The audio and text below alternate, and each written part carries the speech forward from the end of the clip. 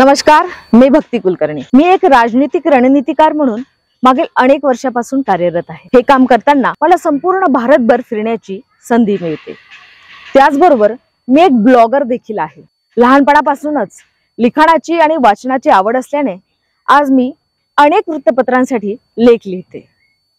माझी स्वतःची एक ब्रँडिंग एजन्सी देखील आहे, ज्याद्वारे अनेक लोकांचे व्यक्तिमत्व उंचवण्यासाठी म्हणजेच इमेज बिल्डिंगचे काम मी करते। विविध क्षेत्रात काम करत असताना विविध लोकांच्या भेटीगाठी होतात, अनेक अनुभव येतात आणि खूप काही शिकायला मिळतं। हे सगळं करत असताना एक महिला म्हणून जगावेगळे काही अनुभव मला देखील येतात। आज 8 मार्च म्हणजेच जागतिक महिला दिवस। या निमित्त संपूर्ण जगातील माझ्या महिलांना जागतिक महिला दिनाच्या खूप खूप शुभेच्छा। निश्चितच तुम्ही देखील आपल्या कार्यक्षेत्रात उत्तम असं कार्य करतच असणार, पण माझं क्षेत्र थोडं निराळं आहे। माझ्या क्षेत्रात कार्य करण्याची संधी खूप मोठ्या प्रमाणात उपलब्ध असून देखील खूप कमी प्रमाणात महिला आपल्याला बघायला मिळतात। खरं तर भारत हा हजारो निर्वाचित पक्ष आणि लाखो असे मतदारांचा मिळून सर्वात मोठी लोकशाही म्हणून ओळखला जाणारा देश, आणि याच देशामध्ये राजनीतिक जाणकार असणारे, हुशार असे राजनीतिक तज्ञ, राजनीतिक रणनीतिकार आणि ज्यालाच राजनीतिक सल्लागार असे देखील म्हणतात, त्यांची खूप जास्त गरज आहे।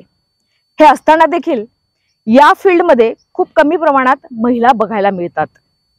याचे कारण काही असू शकते, पण आज देखील असे म्हणले जाते की राजकीय हे क्षेत्र महिलांसाठी नाही, महिलांसाठी हे उचित नाही।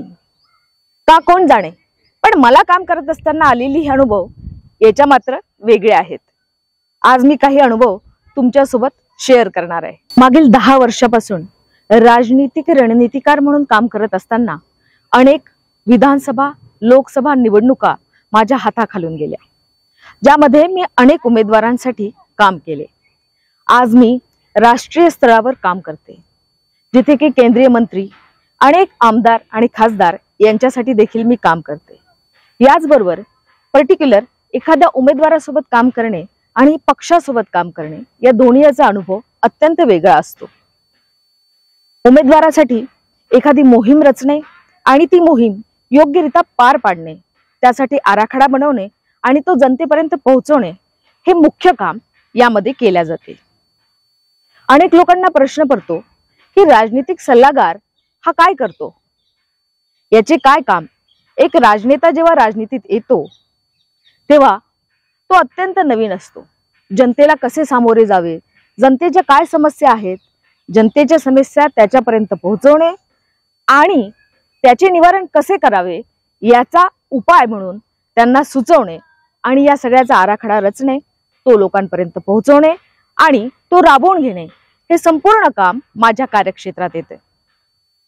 केंद्रीय मंत्र्यांसोबत काम करत असताना दिल्लीवारी अनेकदा होते। दिल्लीत गेल्यानंतर लक्षात येतं की भारताचं राजकारण प्रत्येक राज्यामध्ये निरनिराळं आहे, आणि असंच राजकारण कालानुरूप देखील बदलत जातं। दरवर्षी जसं कपड्यांचा ट्रेंड नवीन येतो, तसा राजकारणात देखील दर 5 वर्षांनी एक नवीन ट्रेंड येतो।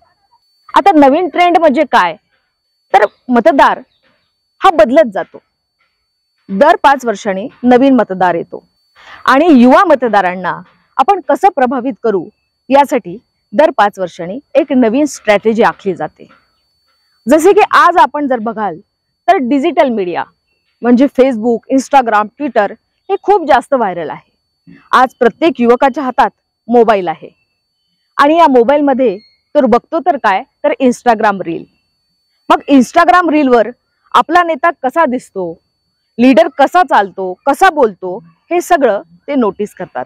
गेल्या अनेक वर्षापासून मी हे काम करत असताना हे लक्षात आलं की लीडर हा विचाराने, कृतीतून आणि त्याच्या कार्यातून महान असतोच, पण ते कार्य लोकांपर्यंत पोहोचवण्यासाठी जी मेहनत करावी लागते ती एका राजनीतिक रणनीतिकाराला करावी लागते।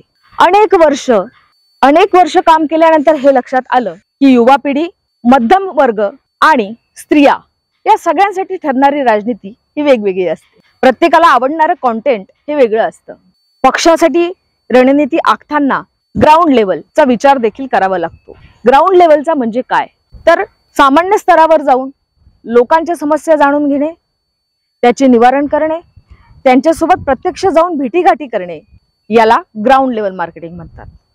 परंतु हे केलेलं सर्व कार्य आपण जर मीडियावर तितक्या प्रभावीपणे मांडू शकलो नाही तर ते कार्य करण्याला अर्थ नाही. आणि तेच मीडियावर मांडण्याचे काम मी करते. खरं तर किशोर वयापासूनच मला मीडिया आणि राजनीती याची विशेष आवड होती. 12वी झाल्यानंतर इंजिनिअरिंग करावं किंवा MBA करावं असं कधीच वाटलं नाही.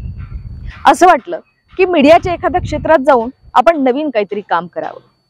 पण त्यावेळेला हे लक्षात येत नव्हतं की नेमकी काय काम आपण केलं पाहिजे. परंतु खरं आपण जे म्हणतो की माणूस हा फक्त पुस्तकी ज्ञानातून शिकत नाही. जेव्हा तो काम करत जातो तेव्हा त्या अनुभवातून येणारे जे अनुभव असतात ते खरे शिक्षक. आणि त्यातूनच मी देखील शिकली. माझं जर्नलिझम देखील झालंय. नाट्यशास्त्राचा कोर्स देखील मी केलाय. मी एक उत्तम कथ्थक विशारद देखील आहे. याचबरोबर इतिहास हा माझा अत्यंत आवडीचा विषय असल्यामुळे मला इतिहासात डिग्री प्राप्त आहे. हे सगळं केल्यानंतर देखील मला असं वाटलं की राजनीतीत माझी विशेष रुची आहे. आणि हे समजल्यानंतर मी राजनीतिक रणनीतिकार म्हणून काम करायला सुरुवात केली. प्रथमतः काम करताना अनेक अडचणी आल्यात. ही फील्ड समजून घेणे, त्यामध्ये आपला पाया रोवणे इतकं सोपं नव्हतं. त्यातल्या त्यात एक महिला म्हणून प्रत्येक ठिकाणी पदोपदी येणाऱ्या अडचणी त्या वेगळ्याच. पण मला सर्वांची साथ मिळाली. माझ्या पालकांनी देखील मला याच्यात खूप सारा सपोर्ट केला. त्यांनी कधीही मला या फील्डमध्ये जाण्यासाठी अपोज केला नाही. लग्नानंतर देखील मला सासरच्यांची खूप भक्कम साथ मिळाली. आणि आज मी हे अचीव करू शकले. या सर्वांनी जे पाठबळ मला दिले त्यामुळे मी आज इथे पोहोचणे शक्य झाले. आज मी राष्ट्रीय स्तरावर कार्यरत आहे, जिथे अनेक राजनीतिक रणनीतिकार माझ्यासारखे काम करतात. आणि त्यात महिला म्हणून मला एक वेगळी ओळख मिळते आणि मला ते खूप छान वाटतं. कधी कधी आपण केलेल्या कामाची पावती ही उशिरा मिळते, पण मिळते नक्की. मेहनतीला नेहमी फळ मिळतं हे खरं. खरं तर स्त्री म्हणजे आदिमाया शक्ती. ही आदिमाया शक्ती काय करू शकत नाही असं नाहीच. प्रत्येक क्षेत्र तिच्यासाठी सोपंच आहे. फक्त वेळ आहे ते तिने भरारी घेण्याची, तिने ठरवण्याची. एकदा जर तिने ठरवलं की आपल्याला या क्षेत्रात पाय रोवायचे आहे तर तिला कोणीही रोखू शकत नाही. तिच्यासाठी संपूर्ण आभाळ हेच तिचे विश्व आहे असं म्हणायला हरकत नाही.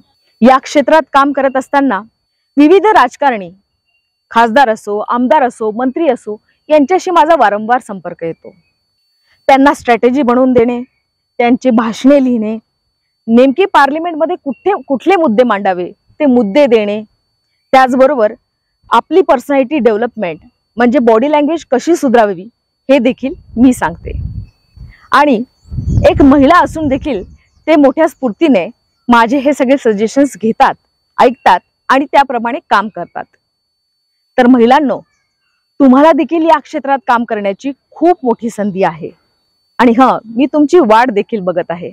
मला माझ्यासारख्या अनेक महिला राजनीतिक सल्लागार होताना बघायच्या आहेत.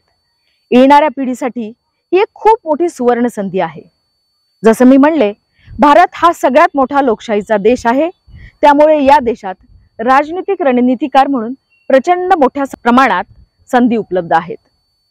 या संधीचं सोनं करून तुम्ही देखील या संधीचा लाभ घ्याल हे निश्चित मला माहिती आहे. आज महिला दिन आणि या महिला दिनानिमित्त मी भारतातील आणि जगातील संपूर्ण महिलांना खूप खूप शुभेच्छा देते. आणि तुमच्या कार्यक्षेत्रात तुम्ही देखील उत्तुंग भरारी घ्याल अशी आशा करते. धन्यवाद. TV महाराष्ट्र न्यूज चॅनल या विविध क्षेत्रात काम करणाऱ्या महिलांचा सत्कार म्हणून 8 मार्च महिला दिनी त्यांनी एक कार्यक्रम आयोजला आहे, ज्यामध्ये विविध क्षेत्रात काम करणाऱ्या महिलांचा ते सत्कार करणार आहेत. याबद्दल मी त्यांचे खूप खूप अभिनंदन करते. मी TV महाराष्ट्र न्यूज चॅनलची आभार मानते की त्यांनी मला बोलण्याची आणि तुम्हा सर्वांपर्यंत पोहोचण्याची संधी दिली. सर्व महिलांना महिला दिनाच्या खूप खूप शुभेच्छा. धन्यवाद.